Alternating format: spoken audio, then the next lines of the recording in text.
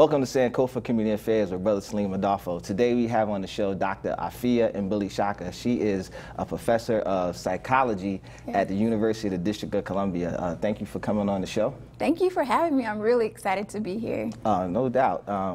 One of the things that we would like to discuss on today's episode is your concept of, what do you call it, psychotherapy. Yep, psychotherapy. Can you tell us what that means? So psychotherapy is the integration of psychotherapy and hair.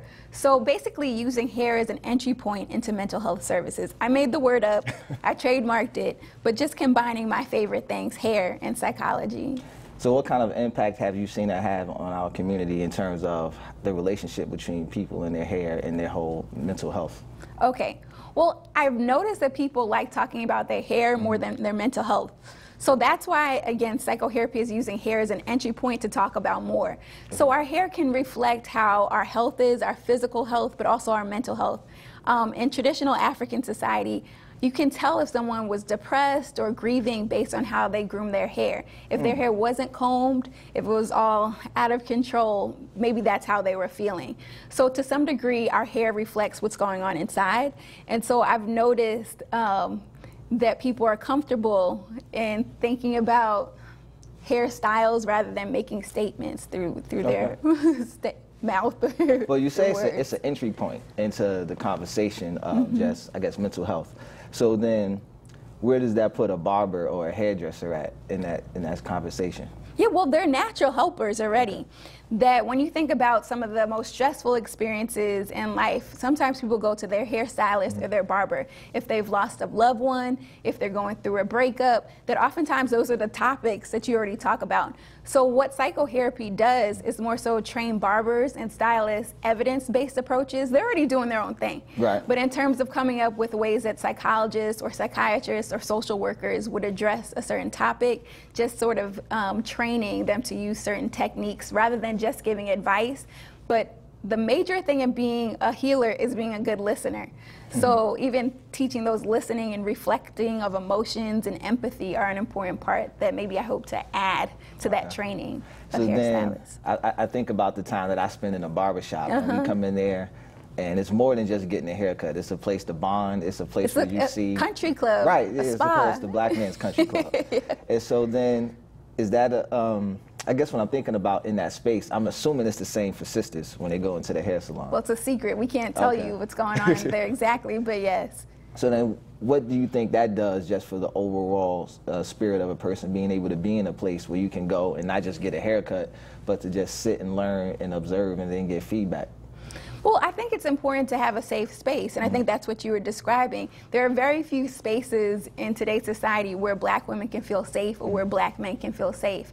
And so the beauty salon and barbershop offers that because it's intergenerational. There's little kids, there's grandparents in there, and adults. I think that it's one of the few times where people get to take care of each other in such an open way.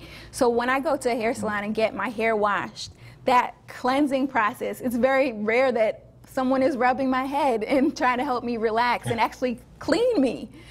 So it translates in a way that can create this healing space. And you're very vulnerable when you're getting your hair done, whether it's something hot by your face or even at the barbershop, the clippers coming so close. And so expressing like touch and gentleness is also very healing. But the conversations always change, whether it's something on the news, that it's kind of like an up-to-date live action discussion of what's going on in the world. And so you get to express your opinion, and your opinion can be valued, or people can challenge you too. Arguments come up, but it can strengthen the relationship as people share their ideas of what's going on in their lives, as well as the outside social world too. You know, growing up, I witnessed my grandmother sit all of my cousins and my sister down, and they all could not leave the house until she did all of their hair. So she placed a hot comb on the stove to where it got so hot that you had to put a towel around it to pick it up. She'd burn their neck and the back of their ears, and I could hear it sizzling. But, I mean, seeing that, I think that they all developed relationships that, I mean, you really can't even measure the value in it because they're so still close to this day, 30, for some of them 40 years later. And I'm sure that helped them to develop a bond, you know, with my grandmother as well. And I don't really see a lot of that in today's society when we see that people use just common everyday things that happen around the house as tools for bonding. Did you have that experience growing up? Yes, so my mother was my first hairstylist, right? So every Sunday she used to wash and comb and braid my hair. It was a ritual. And so it's important now to even think about how these rituals happen now. To even think about the story you just described with your grandmother and sisters, that they were doing a ritual. It sounds like it was painful sometimes, but it still was a ritual, a time where the attachment was strengthened. And so I think that that still happens now. I'm actually doing a research study now on mother-daughter relationships through hair combing rituals. There's someone named Dr. Marva Lewis that studies something called touch, talk, listen, where she teaches mothers who are having some parenting issues how to properly comb their daughter's hair to strengthen the bond. Sometimes the children had been in the foster care system and returned back, but actually by teaching them how to properly talk and touch and groom and style their daughter's hair, it can strengthen the relationship. It can almost repair it by having that set ritual daily or weekly to do it. So how long have you been developing this concept? Oh, wow. It's been a long time. So I first had the idea of psychotherapy when I was an undergrad. I went to the University of Pennsylvania, and so I was a psychology major there. And I love psychology, but I also love doing hair. I was that girl in the dorm room just combing people's hair, braiding, twisting, pressing it out, curling it. I just like doing hair. I never even charged anybody for it. And I remember talking to my Aunt Brenda, who's now an ancestor. I remember talking to her on the phone and telling her about my dilemma for after I graduate from college. Should I go study psychology further, or should I become a cosmetologist? And so she said to me, well, why can't you do both? Now, I don't know if she meant for me to do both at the same exact time, but that's the way I interpreted it. And I'm like, oh, I can be a psychologist and do hair. And so that's where psychotherapy was born. So what do you hope to achieve long term with psychotherapy? Well, I hope to really remove stigma from getting services in terms of mental health services. So to think about, there are way more hair salons and barbershops than there are psychologists, especially in the Black community. So by making a space that is safe, like we were talking about, that has community members in it, that it can make the stigma sort of go away of getting mental health services, that mental health can be incorporated into daily life through other things besides sitting in an office one-on-one with a therapist. And so I'm hoping that I can train more barbers and beauticians these counseling techniques so that it can be a community-based approach to addressing mental health needs. Why do you think there's such a stigma placed on mental health in the Black community? Oh, you gotta be crazy to see a psychologist, or you need to pray on it. Oftentimes, because of the mistrust that has happened, whether because of the Tuskegee study or other factors, that there's been a mistrust of medical professionals in the Black community. There's even a book called Medical Apartheid by Harriet Washington that details hundreds of years about how Black people have been abused by medical services in the U.S. So I think that there's this fear that people could be messing with your mind, or even denial that there is some problem going on, and that especially if there's a problem, you shouldn't be telling people about it. Right. So I think that stigma has come because of that historical knowledge that's been passed down from generation to not really go to a therapist, or maybe even it's better to go to the emergency room over sitting with someone weekly. So there's challenges there that I hope can be removed. How do you think we can break some of those stigmas? Well, I think through psychotherapy, but also even learning about mental health. I think people don't know how to take care of their mental health. I know there's been a big movement lately for self-care, just, learning meditation or exercising certain ways, drinking enough water, getting enough sleep, because all of that can impact our mental health. But it's not something that's taught in school. I think they're even cutting health classes out of the basic curriculum. And so I think we could all learn about how to take better care of ourselves. Well, I know growing up, some of the things I would hear some of the older people in my family say, oh, that person's special. And then they would just be in the back room, or they would keep them in the basement or the attic, and your uncle's just touched, something like that. But I don't think that we really have a grasp or understand what some of these people may be experiencing. And that's the extreme. But I think that everyone probably should see a health professional, a mental health professional at some point, because we deal with so much trauma that we don't even realize that we're dealing with the trauma. And I just don't see where in our community that's something that we're free to discuss without being ridiculed or, you know, ostracized, because people will just start to look at you funny. Yeah. But we need to take a break. So you're watching Sankofa Community Affairs with Brother Stigma. We'll be right back.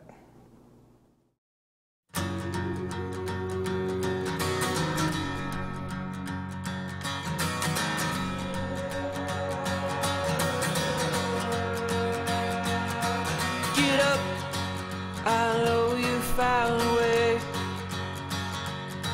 Head up, look through those clouds of gray. Now it's our turn. Go to ourturntohelp.org and donate what you can. Hope is on the way. Every time I hear the alarm bell go off in school, I think it's an air raid. A lot of houses in our neighborhood have been destroyed. I like to close my ears and sing songs whenever the bombs come close. I'm worried our new neighbors won't like us. But I know it's all gonna be worth it. I just want my family to be safe. But these are not my words. These are not my words. These are not my words.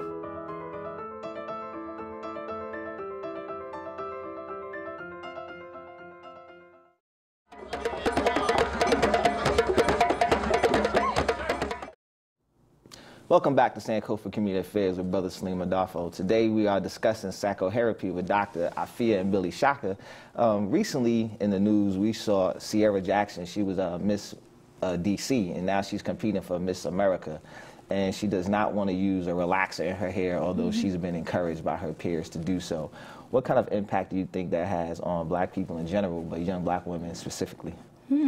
I think it will have a huge impact. I think that she's really redefining what it means to be beautiful. In the past, I'm sure for these beauty contests, you had to have the straightest hair possible. And so for her to have an afro or to have her natural curls and kinks, it's really suggesting that's beautiful. It reminds me of what happened in terms of the 1960s and 70s, where black people went from being colored or Negro to African and black. And with that change in consciousness, they needed to have a new mindset that black is beautiful. And so I think she's really demonstrating through her hair in a Miss America contest that black is beautiful. Well, I think about that, and I think growing up, I used to hear the term African booty scratcher. I don't even know if children use that nowadays. But Queen Latifah defined what it meant to be a black woman for not just women, but for men too. So that was our image of what a black woman was supposed to be. And so how do you think that for young men to see her in that way, what kind of impact do you think that has on us? It's interesting. I think for young men, because she's confident in how she looks, that can show that she's beautiful. I think men probably go along with the trends of what looks good. Everybody wants to be with someone who looks good, or everyone wants to look good. And so I think looking good changes depending on the time. And so with her knowing she looks good with her natural hair, or like Queen Latifah with UNITY, all of that, right? Really representing black women and beauty and strength, that we need to associate beauty, strength, and black womanhood with being good all around. And so men can pick up on that. Young boys across ages can really see if someone's confident that their beauty really shines through. So do you think that women get their hair done a certain way to impress young men?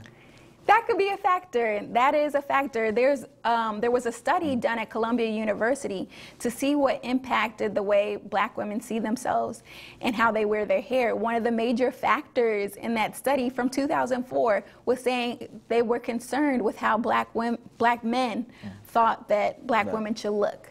And so they wanted to look in a certain way to have a certain status or appeal or be attractive to potential partners. So recently at the Olympics, I think it was a similar issue. A plethora of sisters, had natural hair, and I mean, they were playing sports, they're doing different athletic events, and one sister's hair looked like it wasn't done. I mean, why do you think that there's such an attack on the hair of sisters? I mean, I know you said that they're redefining who they are, but so if a sister is redefining who she is, why is that a threat? Well, to some degree, I would argue that our sense of beauty and attractiveness have been shifted once black people have come to this country. Okay. That even looking back at slavery, that black women were not allowed to groom their hair. Only maybe on Sundays that they were able to groom their hair. Otherwise, there was baldness, lice infestation, all of these factors. There's a really good book called 400 Years Without a Comb, okay, by Willie Morrow, that documents the challenges of hair care as African people have come to the Americas. But why I bring that up in terms of slavery, everybody has heard of the house Negro, right, and the field Negro. Even from then, people were treated differently based on their hair texture and hairstyle.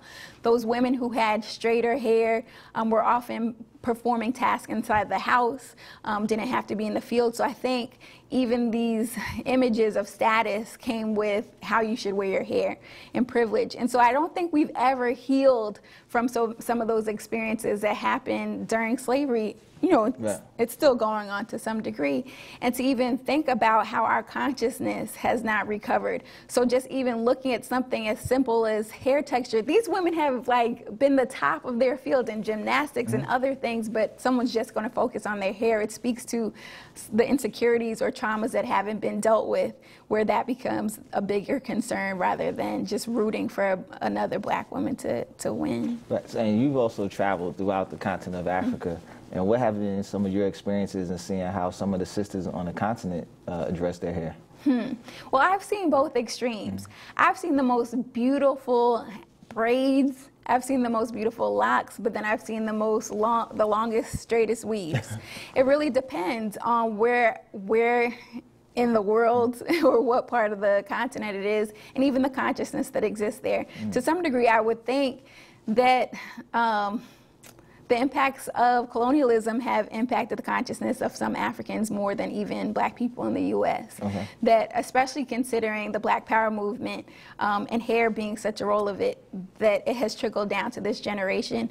But I think in current or present day African society, that Black Power movement wasn't felt as strong. Some places, yes, like in South Africa, I went in February. I think that all the styles were locks and afros and these different braided styles.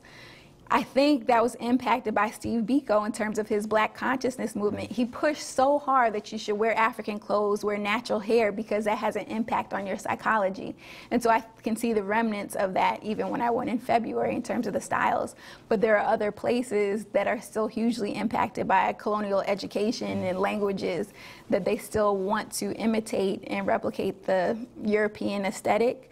But we could say that comes from trauma again, right, and even thinking about there's this disorder in psychology that if someone kidnaps you, beats you, rapes you, but you fall in love with them, it's called Stockholm Syndrome. I'm sure you've heard of it. And so I'm wondering to what degree are Africans in Africa and even Africans in America still suffering from that on that hair level, although the people who have been the most abusive and negative, they actually try to imitate. And so I'm just thinking about that's the role of me as a healer or a psychologist to address that consciousness that happens, and it could be reflected in their hairstyle. You know, just from some of the limited studies that I've had, I've seen a variety of different hairstyles, a variety of different hair colors. And they've all happened throughout time for various reasons, depending upon a ritual or the stage of somebody's life. How much of that do you think carries over in today's society? Because I can walk through any neighborhood in America and I'll see a sister with orange hair.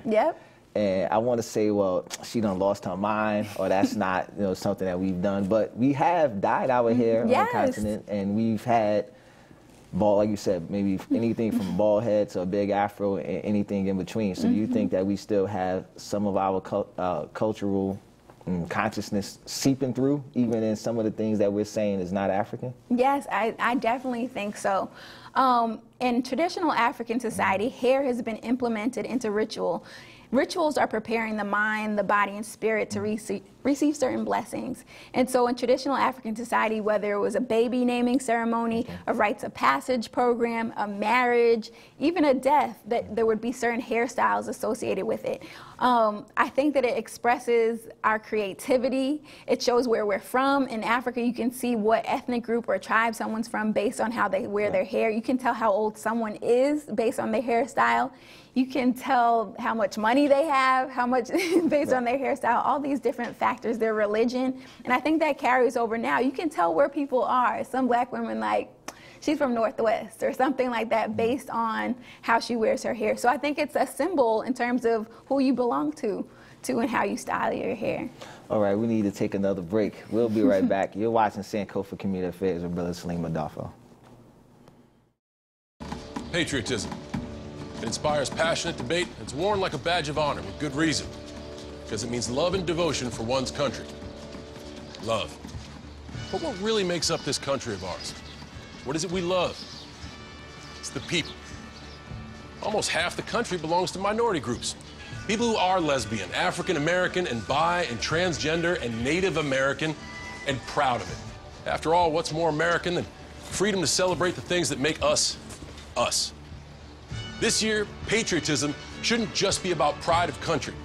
It should be about love. Love beyond age, disability, sexuality, race, religion, and any other labels. Because the second any of us judge people based on those labels, we're not really being patriotic, are we? Because love has no labels.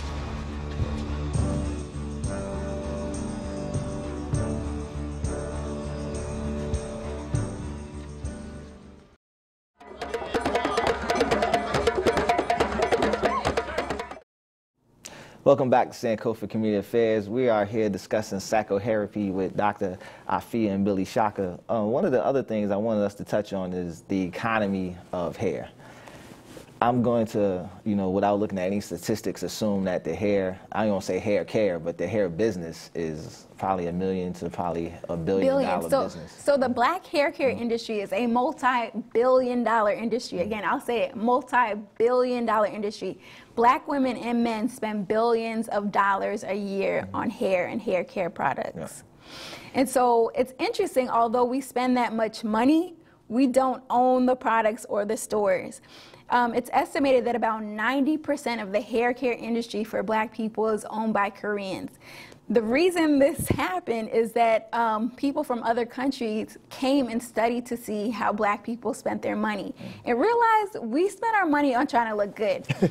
Whether it's clothes or shoes, we like looking good, and I think that came from our traditional African societies that we always look good. Right. So we're continuing that now. We just don't have as much money maybe as we did then. And so to think about this industry of billions of dollars, and that we don't necessarily own it, that there's some discrepancies there. And a big piece, I think, of how the hair care industry works is through the media. Okay. So he who controls images controls minds. And so if an image is put out there of, let's say, Beyonce, she's beautiful, right? We can all agree to that, and to think she spends a lot of money on her looks too. If I wanted to have the same hairstyle that Beyonce had on the VMAs or in her Lemonade video, I know she had braids in different styles, but for me to get my hair that color, for me to get my hair that texture, for me to get my hair that length, it's gonna be a lot of money.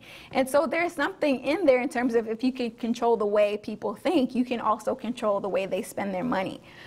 But we come from a legacy where black women did actually make major gains in the hair care industry. So of course we always learn about Madam C.J. Walker, right? During Black History Month, what do you hear about her during Black History? She was the first black woman to become a millionaire. Yeah, so you hear about how much money she made, and some people say she made the hot comb, but she didn't. She widened the teeth on hot combs to make it go through black hair. But her story is really interesting as it relates to economics.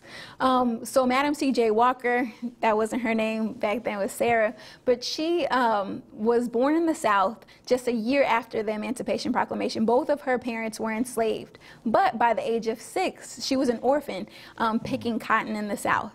And then she moved to the Midwest with her sister, and there she got married and had a child. But by the age of 17, she was a widow. Her husband died in a race riot. And so she was a domestic. She ironed clothes, she washed laundry, and was a maid. And so she had a dream one night, and in her dream, an African man came to her and said that if she wants to help black women grow their hair back, because having those jobs, she lost her hair, other black women she knew lost her hair. If she wanted to grow her hair back and the hair of other women, she needed to get certain herbs from Africa. And so she woke up, ordered these herbs in the mail. It came to her and she started mixing different potions together in her own kitchen. She tried it out on herself and it worked. It grew her hair back. And so she started offering it to friends and family and actually made a business and industry related to hair growth, and it was a wellness industry. And so, as you know, she became the first black millionaire woman or man in this country. And so a major part of what she did was to create empowerment through economics through hair care products. And so at the time of her death, it's estimated that she employed over 100,000 black women. Again, wow. Even Oprah doesn't do that. And so to think about, she made this industry of economic strength and pulled black women up, because at the time people were picking cotton, right. They were domestics, that she was really able to empower black women economically through hair care products. All right, we got a couple of minutes left. What message would you give to young sisters who are contemplating, I don't want to say going natural, but returning back to natural? Yeah, well, it's interesting you even changed up the language like that real quick. Khalid Muhammad, he said, Africa always comes back. So there's nothing that you have to do to make it come back. Just stop using the harsh chemicals that are causing fibroids, that are causing other staph infections. Hair relaxers are damaging to the body. This has been researched by so many companies. It's in medical journals that it actually can impair your fertility, all of that. And so I think that's been a big move for why people do go natural, is because they are having health issues, their hair is breaking off. The thing is, what's underneath and what's going to constantly grow is your natural texture. Right. And so to really embrace it, to understand how it works, to use the right products, to connect with a whole community that's learning to love their hair, that there are people who can help you take care of your hair like in a traditional society form, and for you to realize that you are beautiful. Black is beautiful, and that's my biggest message that I would say. All right, so how can someone get in touch with you? Okay, the best way to get in touch with me would be through my email. Okay. My email address is AFIYA, my first name, period, Mbilishaka, MBILISHAKA @gmail.com. And I also have a psychotherapy website. Psychotherapy.org is another way to get in touch with me. All right, thank you for coming on, and we'll catch you next week. You're watching Sankofa Community Affairs with Brother Salim Adolfo. Peace.